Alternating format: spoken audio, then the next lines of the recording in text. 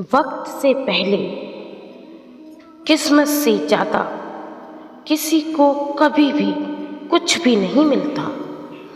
ये श्री कृष्ण ने श्रीमद् भगवत गीता में सही कहा है। जय श्री कृष्ण, राधे राधे।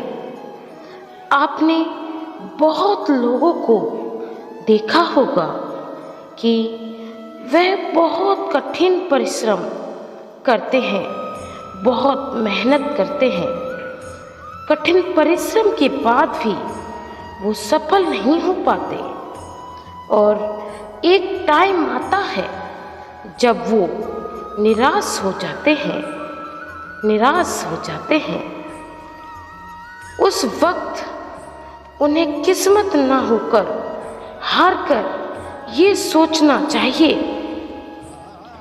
कि वह वक्त से पहले कुछ नहीं पा सकते, उनको वक्त से पहले कुछ नहीं मिल सकता। अभी तो बारी है सिर्फ धीरज से अपने काम को चुपचाप करते रहने की।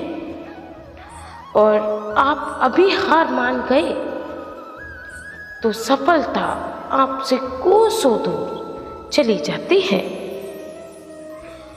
क्योंकि कहीं ऐसा ना हो कि आपका अच्छा समय भी आए, किस्मत अच्छी भी हो, परंतु तब तक आपने मेहनत करना ही छोड़ दिया हो, उम्मीद ही छोड़ दी हो। इसलिए कहा भी है, कर्म करते रहो, फल की चिंता मत करो। और कभी निराश नहीं होना चाहिए, क्योंकि खराब घड़ी भी दिन में 2 बार समय बदलती दिखती है, 2 बार समय जरूर दिखाती है। श्री कृष्ण ने बहुत ही अच्छी मेहनती बात कही है। क्यों माना जाता है कि समय से पहले और भाग्य से ज़्यादा कभी किसी को कुछ नहीं हासिल होता। यह मानव जीवन विधाताओं से और दुर्भाग्यों से भरा हुआ है।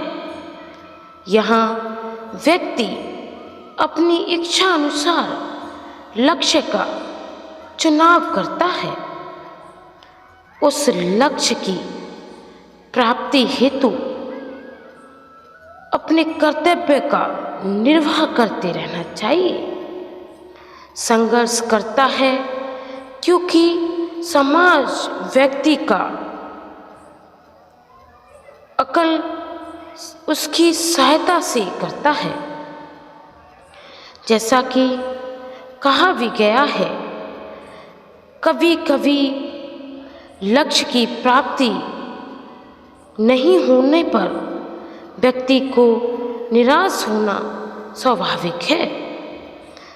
जैसे आपके मन में बहुत उछल पुछल होती है, ऐसी स्थितियों में सकारात्मक वाक्य प्रेरक का कार्य करता है। ऐसे समय से पहले और भाग्य से ज़्यादा कभी किसी को कुछ नहीं मिला। उसी प्रकार जिस प्रकार कहा जाता है कि समय बहुत बलवान होता है, मेरे भाग्य में लिखा है कि मैं भाग्य को नहीं मानूं, मेरी किस्मत में लिखा है कि मैं सफल बन सकता हूँ। जीवन में हार जीत का फैसला करना ही होता है। ज़्यादा चिंतन करने वाले व्यक्ति हमेशा चिंतन ही करते रहते हैं। सपने वो देखो जिन्हें आप पूरा करने की अपने अंदर क्षमता रखते हैं, क्योंकि बिस्तर पर पड़े हुए आप भाग्य को कोसते हैं और भाग्य आपको भगवान श्री कृष्ण ने किसकी किस्मत में, किसके भाग्य में कितना धन संपत्ति, पुत्र पुत्री, माँ बाप, भाई बहन, ये सब का लेखन बहुत पहले कर दिया होता है। परंतु इसका अर्थ ये नहीं कि आप अपने कर्तव्य को भूल जाएं। बिस्तर पर पड़े हुए अगर आप ऐसा सोचते हैं कि धन आपके पास आसमान से बरसेगा, जमीन से निकलेगा, आप रास्ते में जाएंगे और आपको धन मिलेगा, सो ये निश्चित नहीं, ये कदापि सत्य नहीं।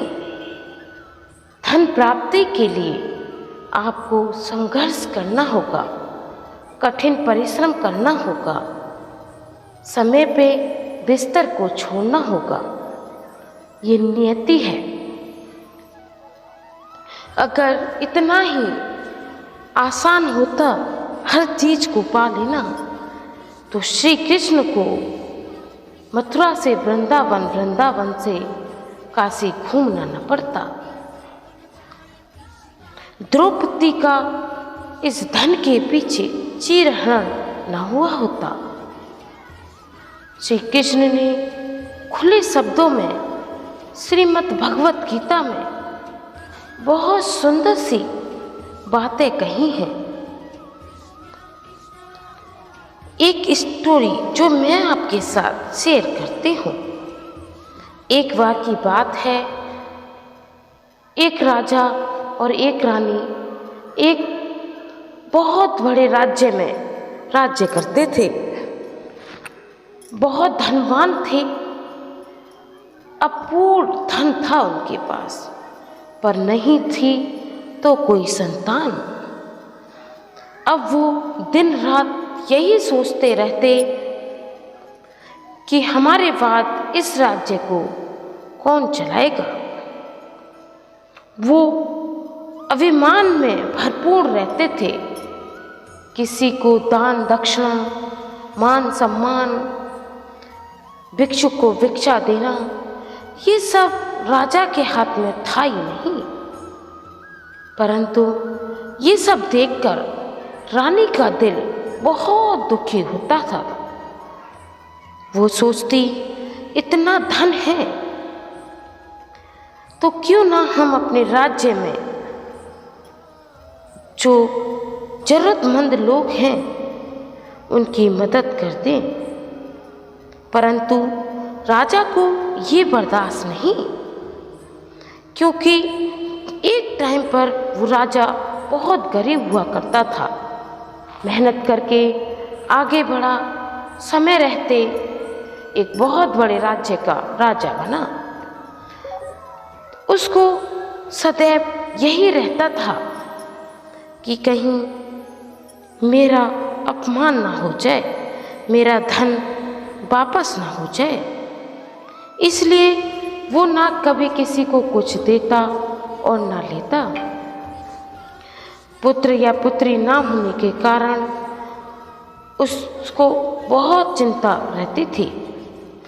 एक दिन विष्णु भगवान भिक्षुक का अवतार लेकर उसके दरवाजे पहुँचे। उसने विष्णु भगवान को अपना सारा दर्द बताया और उनसे प्रार्थना की कि आज से मेरा राज्यकाल आप संभालें। परंतु भगवान को, जो सृष्टि रचेता है, उनसे किसी को क्या वैर। उन्होंने सलाह दी कि आपको आज से 10 से 20 साल के बीच एक संपूर्ण पुत्र की प्राप्ति हो सकती है, परंतु उसके लिए आपको ये धन दौलत ये सब त्यागना होगा। राजा चौंक गया और बोला, नहीं, मैं ये नहीं कर सकता। बगल में बैठी उसकी रानी भी ये सब सुन रही थी, परंतु उसने उसको भी बोला कि मैं ये करूँगी, मुझे धन दौलत नहीं चाहिए, केवल मुझे पुत्र या पुत्री चाहिए। वह रानी वैरागी का भेष बनाकर उसी समय जंगल की ओर प्रस्थान कर गई। उसने अपने पापों का प्रायश्चित किया। समय रहते उसको ज्ञात हुआ कि अब अपने घर वापस जाना चाहिए। बहुत कठिन परिश्रम के बाद रानी अपने राजा के पास आती है। पता चलता है राजा दूसरी शादी कर लिया होता है। इसकी आगे की कहानी नेक्स्ट एपिसोड में आपको सुनने को मिलेगी।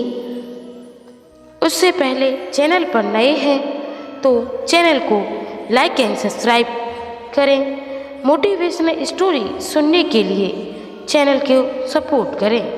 जय श्री कृष्णा, राधे राधे। राधे रानी आपका सदैव भला